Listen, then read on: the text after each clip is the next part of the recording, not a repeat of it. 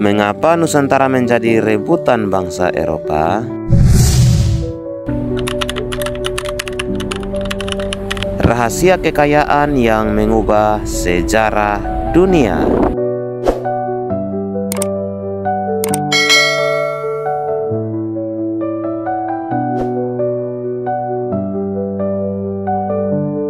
Bayangkan, di tengah lautan luas, kapal-kapal megah dari Portugis, Spanyol, Belanda, dan Inggris mengarungi gelombang demi satu tujuan, sebuah tanah penuh kekayaan di ujung timur dunia. Mereka menantang badai, bertaruh nyawa, dan bahkan berperang hanya demi satu hal: Nusantara.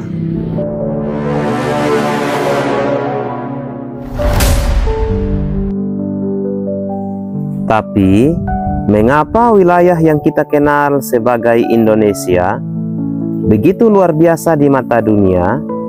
Mengapa bangsa-bangsa Eropa rela menempuh perjalanan berbulan-bulan, bahkan bertahun-tahun demi datang ke Indonesia? Jawabannya lebih dari sekedar rempah-rempah.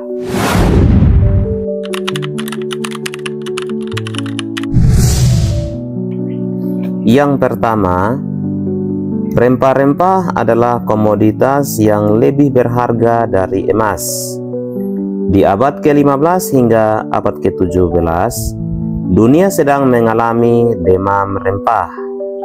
Lada, pala, cengkeh, dan kayu manis bukan hanya sekedar bumbu dapur. Di Eropa, rempah-rempah adalah simbol status, kekayaan, dan bahkan digunakan untuk pengobatan serta pengawet makanan.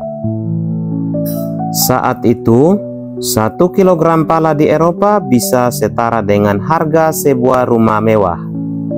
Cengkeh dari Maluku bahkan disebut sebagai bumbu yang bisa membeli kerajaan. Tak heran, bangsa Eropa nekat mencari sumbernya langsung ke Nusantara. Namun, rempah-rempah hanyalah awal dari obsesi mereka terhadap wilayah ini.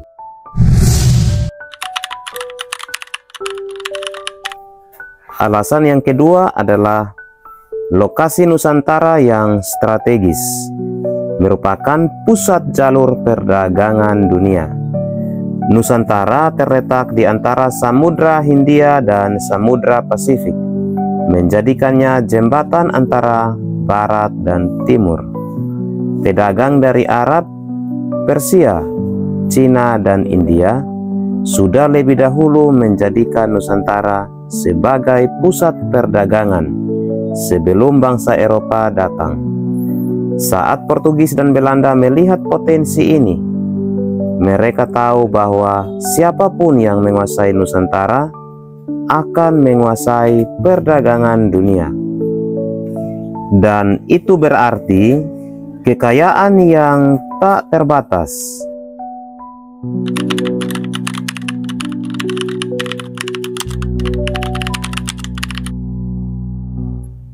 Alasan yang ketiga, kekayaan alam Nusantara yang tiada tanding.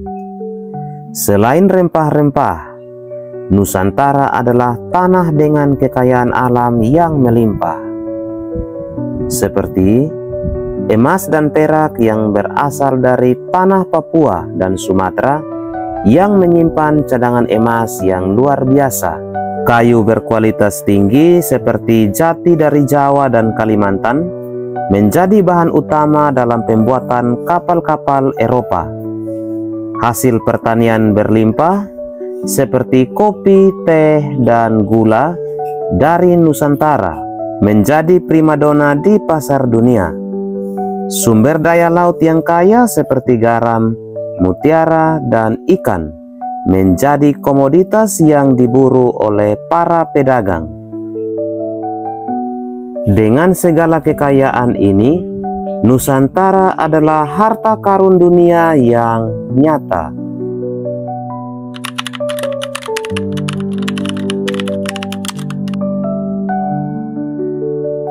Alasan yang keempat, perebutan kekuasaan di Nusantara dari Portugis, Spanyol, Belanda hingga Inggris. Karena begitu berharganya Nusantara, berbagai bangsa Eropa saling berebut kekuasaan. Dan bangsa Eropa pertama yang tiba adalah Portugis pada tahun 1511. Mereka yang pertama tiba dan menguasai Malaka, yang merupakan gerbang menuju perdagangan rempah-rempah. Yang kedua ada Spanyol pada tahun 1521. Mereka berusaha masuk ke Maluku, tetapi akhirnya bentrok dengan Portugis. Yang ketiga ada Belanda pada tahun 1602. Mereka mendirikan VOC, perusahaan dagang terbesar dalam sejarah, yang menguasai Nusantara selama berabad-abad. Lalu bangsa Eropa berikutnya adalah Inggris pada tahun 1811. Inggris sempat mengambil alih Nusantara dari Belanda, tetapi akhirnya menyerahkannya kembali. Nusantara tidak hanya menjadi pusat perdagangan, tetapi juga medan perang global.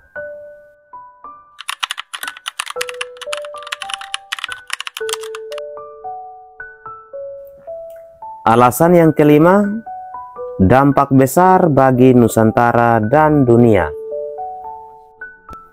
Keberadaan bangsa Eropa membawa dua sisi mata uang. Kita sebut saja sisi positif dan sisi negatif. Untuk yang sisi positif, yang pertama, perkembangan infrastruktur. Kehadiran bangsa-bangsa Eropa menghadirkan kota-kota pelabuhan seperti Batavia, yang saat ini dikenal dengan Jakarta, Malaka, dan Makassar, berkembang pesat. Sisi positif yang kedua adalah perdagangan global. Nusantara menjadi bagian dari rantai ekonomi dunia yang luas hingga saat ini. Lalu sisi negatif dari kehadiran bangsa-bangsa Eropa tersebut adalah yang pertama, eksploitasi sumber daya alam. Hasil bumi Nusantara dikuras habis demi keuntungan Eropa. Yang kedua, penjelajahan berabad-abad. Bangsa kita kehilangan kebebasan dan terpaksa tunduk di bawah kekuasaan asing akibat dari kedatangan bangsa-bangsa Eropa tersebut. Tetapi dari sejarah ini kita belajar bahwa Nusantara adalah tanah yang luar biasa kaya dan berharga.